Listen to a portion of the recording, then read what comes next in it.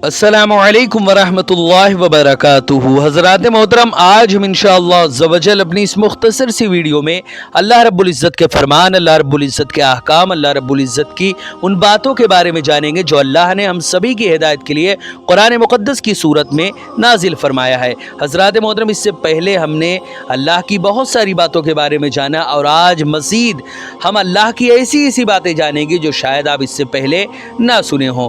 Video पसंद आए video को लाइक करें, शेयर करें और अगर हमारे मोहम्मदी चैनल पर नए आए हों तो इसे ज़रूर सब्सक्राइब करके बेल आइकन को भी ज़रूर दबाएं ताकि इस तरह की तमाम इन्फॉर्मेटिव वीडियोस आप तक ज़रूर पहुँचे। हज़रात मोहतरम, अल्लाह रब्बुल इज़्ज़त ने कुरान मुक़द्दस में वाज़ेह लफ्ज़ों में इरशाद फरमाया, वनादा अस्हाबुल आराफ़ रिजालन यअरिफूनहुम बिसीमाहुम क़ालू मा अग़ना अन्कुम जमअकुम वमा कुंतुम तस्तकबिरून। हज़रात मोहतरम, इसमें अल्लाह ने यह वाज़े कर दिया कि और अहले आराफ यानी उन दोज़खी मर्दों को पुकारेंगे जिन्हें उनकी निशानियों से पहचान रहे होंगे। उनसे कहेंगे तुम्हारी जमातें तुम्हारे काम ना आ सकी और ना वो तकब्बुर तुम्हें बचा सका जो तुम किया करते थे। हज़रात मोहतरम, उसके बाद अल्लाह रब्बुल इज़्ज़त ने वाज़ेह लफ्ज़ों में इरशाद फरमाया, अहाउलाइल्लज़ीना अक़समतुम ला यनालुहुमुल्लाहु बिरहमा उदखुलुल जन्नता ला खौफुन अलैकुम वला अंतुम तहज़नून। क्या यही वो लोग हैं जिनकी खस्ता हालत देखकर तुम कसमें खाया करते थे? अल्लाह उन्हें अपनी रहमत से कभी नहीं नवाजेगा। सुन लो, अब उन्हीं को कहा जा रहा है कि तुम जन्नत में दाखिल हो जाओ, न तुम पर कोई खौफ होगा और न तुम गमगीन होगे। हज़रात मोहतरम, आगे अल्लाह रब्बुल इज़्ज़त ने फरमाया, वनादा अस्हाबुन नारे अस्हाबल जन्नते अन अफीदु अलैना मिनल माई औ मिम्मा रज़क़कुमुल्लाहु क़ालू इन्नल्लाह हर्रमहुमा अलल काफिरीन। हज़रात मोहतरम, इसमें अल्लाह ने फरमाया और दोज़ख वाले जो दोज़खी होंगे, दोज़ख वाले अहले जन्नत को पुकार कर कहेंगे कि हमें जन्नती पानी से कुछ फैज़याब कर दो या उस रिज़्क़ में से जो अल्लाह ने तुम्हें बख्शा है, यानी हमें जन्नती खाना दे दो, खाना पानी जो कुछ भी है जन्नत में उसको हमें ज़रा थोड़ा बहुत दे दो। वो कहेंगे बेशक अल्लाह ने ये दोनों नेमतें काफिरों पर हराम कर दी हैं। हज़रात मोहतरम, उसके बाद अल्लाह ने फरमाया, अल्लज़ीन तख़ज़ू दीनहुम लहवं व लइबं वगर्रतहुमुल हयातुद दुनिया फलयौमा नंसाहुम कमा नसू लिक़ा यौमिहिम हाज़ा वमा कानू बिआयातिना यजहदून।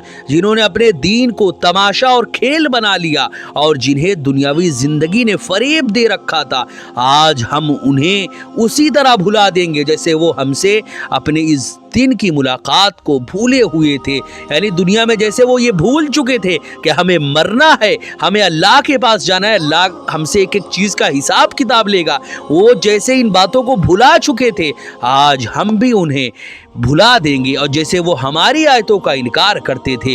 वलक़द जिअनाहुम बिकिताबिन फस्सलनाहु अला इल्मिन हुदम व रहमतल लिक़ौमी युमिनून। हज़रात मोहतरम, इसमें अल्लाह ने फरमाया और बेशक हम उनके पास ऐसी किताब यानी कुरान लाए जिसे हमने अपने इल्म के बिना पर मुफस्सल यानी वाज़े किया और ईमान वालों के लिए हिदायत और वो रहमत है कुरान।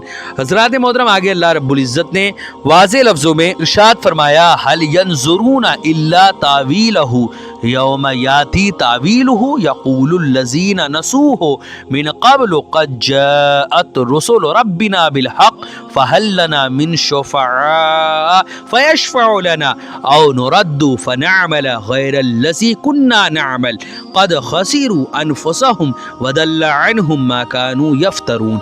हज़रात मोहतरम, इसमें अल्लाह ने यह वाज़े कर दिया कि वो सिर्फ़ उस कही हुई बात के अंजाम के मुंतज़िर हैं। जिस दिन उस बात का अंजाम सामने आ जाएगा, वो लोग जो उससे क़ब्ल उसे भुला चुके थे कहेंगे बेशक हमारे रब के रसूल जो है वो حق بات لے کر آئے تھے. سو کیا آج ہماری کوئی سفارشی ہے جو ہمارے لیے سفارش کر دے, یا ہم پھر دنیا میں لوٹا دیے جائے تاکہ ہم اس مرتبہ ان اعمال سے مختلف عمل کریں گے جو پہلے ہم کرتے تھے. بے شک انہوں نے اپنے آپ کو نقصان پہنچایا اور وہ بہتان و افطرا ان سے جاتا رہا جو وہ دنیا میں باندھتے تھے, دنیا میں گڑھا کرتے تھے. حضرات محترم, یہ قرآن مقدس کی چند باتیں تھیں, اللہ رب العزت کے فرمان تھے جن کو آپ نے سنا. اب ہم انشاءاللہ عز و جل قرآن مقدس کے ان آیتوں کے ایکسپلینیشن اور اس کی تشریح کے بارے میں جانیں گے کہ آخر اللہ رب العزت نے ان آیتوں میں ہم سے کیا فرمایا ہے. مذکورہ آیت میں اللہ رب العزت نے واضح لفظوں میں ارشاد فرمایا, اور اصحاب الاعراف جن دوزخیوں کو ان کی علامتوں سے پہچانتے تھے, ان سے پکار کر کہیں گے تمہاری جماعت نے تم کو عذاب سے نہ چھڑایا اور نہ اس مال و دولت نے جس کی وجہ سے تم تکبر کیا کرتے تھے. کیا یہ جنتی لوگ وہی نہیں ہے جن کے متعلق تم قسم کھا کر کہتے تھے کہ اللہ ان کو اپنی رحمت بالکل نہیں دے گا؟ انہی سے کہا گیا کہ تم جنت میں داخل ہو جاؤ, نہ تم پر کوئی خوف ہوگا اور نہ تم غمگین ہوگے. حضرات محترم, جب جنتی جنت میں اور دوزخی دوزخ میں داخل ہو جائیں گے تو اصحاب الاعراف دوزخیوں کو ان کی دوزخی نشانی سے پہچان کر کہیں گے کہ تم دنیا میں جو مال اور اسباب جمع کرتے تھے اور جن چیزوں پر تم تکبر کیا کرتے تھے وہ تم سے اللہ کے عذاب کو دور نہ کر سکے. اب اس کے بعد یعنی اس آیت میں اصحاب الاعراف سے مراد ملائکہ ہیں, اور حضرت علی اور حضرت ابن عباس رضی اللہ تعالی عنہما سے مروی ہے کہ اصحاب الاعراف گنہگار مسلمان ہیں. وہ الاعراف پر کھڑے ہوں گے اور اہل جنت کی طرف دیکھ کر جنت میں داخل ہونے کی خواہش کریں گے, اور اہل دوزخ کو دیکھ کر دوزخ سے پناہ طلب کریں گے. حضرات محترم, پھر ان کو جنت میں داخل کر دیا جائے گا. پھر اللہ تعالیٰ فرمائے گا کیا یہ اصحاب الاعراف وہی لوگ ہیں جن کے متعلق تم یہ کہتے تھے کہ ان کو اللہ اپنی رحمت بالکل نہیں دے گا؟ پھر اصحاب الاعراف سے فرمائے گا تم جنت میں داخل ہو جاؤ, نہ تم پر کوئی خوف ہوگا اور نہ تم غمگین ہوگے.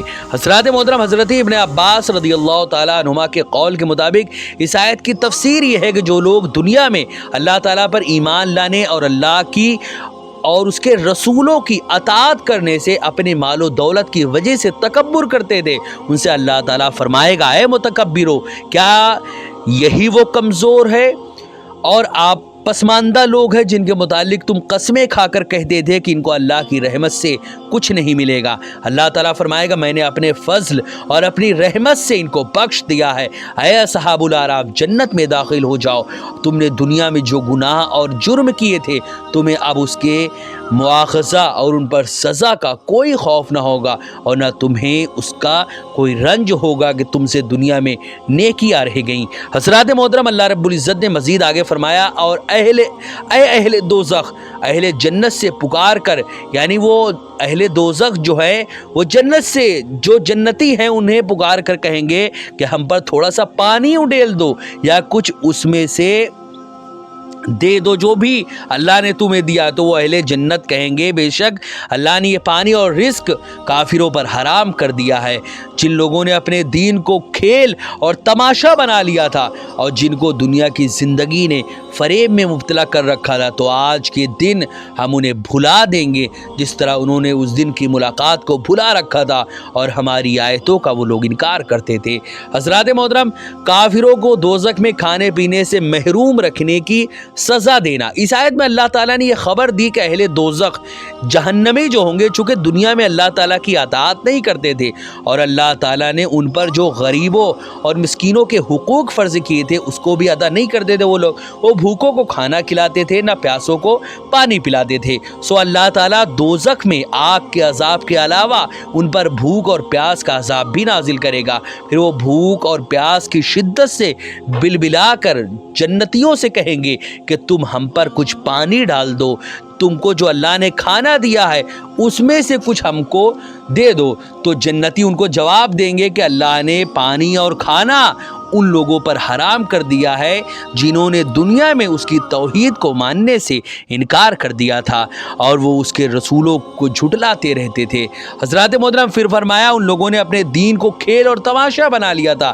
حضرت ابن عباس نے اس کی تفسیر میں فرمایا کہ جب بھی ان کو اللہ کے دین کی دعوت دی جاتی تو یہ دعوت دینے والوں کا مذاق اڑاتے تھے۔ پھر فرمایا کہ آج کے دن ہم انہیں بھلا دیں گے جس طرح انہوں نے اس دن کی ملاقات کو بھلا رکھا تھا، یعنی ہم ان کو اسی طرح دوزخ میں بھوکا پیاسا چھوڑے رکھیں گے جس طرح انہوں نے اس دن کی ملاقات سے بے پرواہ ہو کر ایمان لانے کو اور نیک اعمال کو چھوڑ رکھا تھا۔ نعوذ باللہ من ذالک دائما ابدا۔ حضرات محترم حافظ ابن کثیر نے لکھا کہ حدیث میں ہے کہ قیامت کے دن اللہ تعالیٰ ایک بندے سے فرمائے گا کیا میں نے تیرا نکاح نہیں کیا تھا، میں نے تجھے عزت نہیں دی تھی، اور کیا میں نے تیرے لیے گھوڑے اور اونٹوں کو مسخر نہیں کیا تھا، یعنی ان سبھی کو تیرے تابع نہیں کیا تھا، یعنی تجھے میں نے گاڑی گھوڑا اور طرح طرح کے نعمتیں، گھر بنگلہ بینک بیلنس میں نے تجھے نہیں دیے تھے، اور کیا تو سرداری اور افسری نہیں کرتا تھا؟ وہ کہے گا کیوں نہیں؟ پھر فرمائے گا کہ تو مجھ سے ملاقات کا یقین رکھتا تھا؟ وہ کہے گا نہیں۔ پھر اللہ تعالیٰ فرمائے گا ہم آج تجھے بھلا دیں گے جس طرح تو نے ہمیں بھلا دیا تھا۔ حضرات محترم اللہ کے راستے میں پانی خرچ کرنے کی اہمیت اور اجر و ثواب اتنا زیادہ ہے شریعت میں جسے آپ سوچ بھی نہیں سکتے۔ اللہ تعالیٰ کی نعمتوں میں سب سے عظیم نعمت پانی ہے، کیونکہ دوزخ کے عذاب میں گرفتار کافر سب سے پہلے پانی کا سوال کریں گے۔ یہی وجہ ہے کہ اللہ کے راستے میں سب سے زیادہ ثواب جو ہے وہ پانی خرچ کرنے کا ہے۔ حضرات محترم حضرت ابن عباس رضی اللہ تعالیٰ عنہما بیان کرتے ہیں کہ رسول اکرم صلی اللہ علیہ وسلم نے فرمایا سب سے افضل صدقہ جو ہے وہ پانی کا ہے۔